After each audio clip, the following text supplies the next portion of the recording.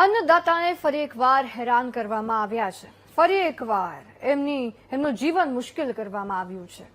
ગ્રામ્ય વિસ્તારમાં ગેરકાયદે વીજ જોડાણો કાપવામાં અને બિલ ભરવામાં થોડુંક મોડું થાય ને તો ખેડૂતોનું કનેક્શન કાપી નાખવામાં માહેર પીજીવીસીએલની નીતિઓથી હવે ખેડૂતો પરેશાન થઈ ગયા છે.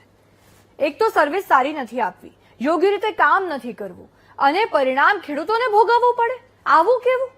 તમે ખેડૂત જરા પણ વીજ બિલ ભરવામાં મોડું થાય તો એમને કેટલા હેરાન કરો છો, એમનું વીજ કનેક્શન કાપી નાખો છો, તો પછી તમારા કારણે કેમ એમને હેરાનગતિ ભોગવવી પડે? રજૂઆત કરવા આવે તો તમે સાંભળતા નથી. ત્યારે કેવી રીતે પીજીવીસીએલની નીતિથી ખેડૂતો પરેશાન થઈ ગયા છે, આવો જોઈએ.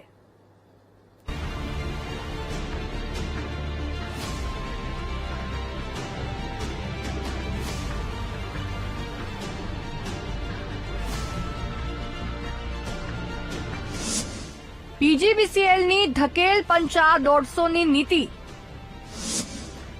જેતપુરમાં પીજીવીસીએલની નીતિથી ખેડૂતો પરેશાન. પાવર કાપવામાં માહેર અધિકારીઓ સાંધા મારવામાં પણ માહેર. આવું અમે કેમ કહી રહ્યા છીએ?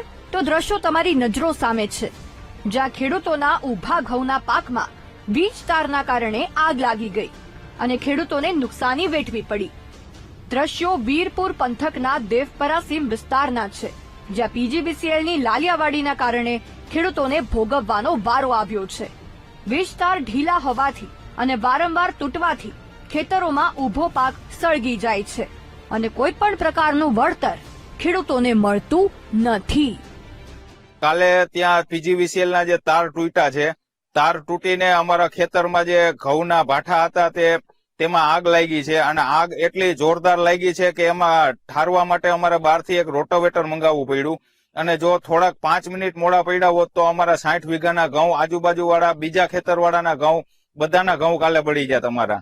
તમે ખુદ આ દ્રશ્યોમાં ખેડૂતોના ખેતરમાંથી પસાર થતી હાઈ ટેન્શન લાઇનના લટકતા તારને જોઈ શકો છો.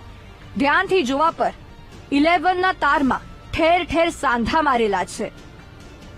મોટા ભાગના વીજ તાર નીચા લટકી રહ્યા છે. ખેડૂતોની રજૂઆત કોઈ સાંભળતું નથી. મીડિયા સામે આવતા નિવારણના દાવા થાય છે.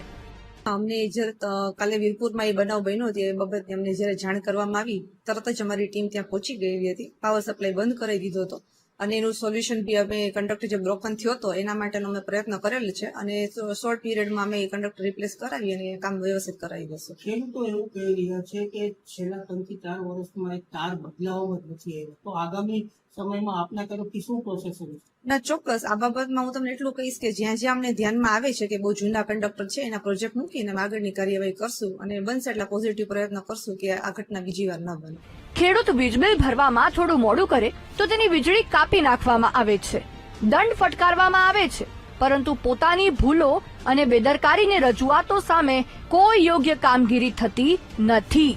ત્યારે જોવાનું એ રહેશે કે વીરપુરના ગ્રામ્ય વિસ્તારમાં પીજીવીસીએલના સાંધા અને વાંધાનું નિવારણ ક્યારે આવે છે. ધ્રુવ મારું, વીટીવી ન્યૂઝ, વીરપુર.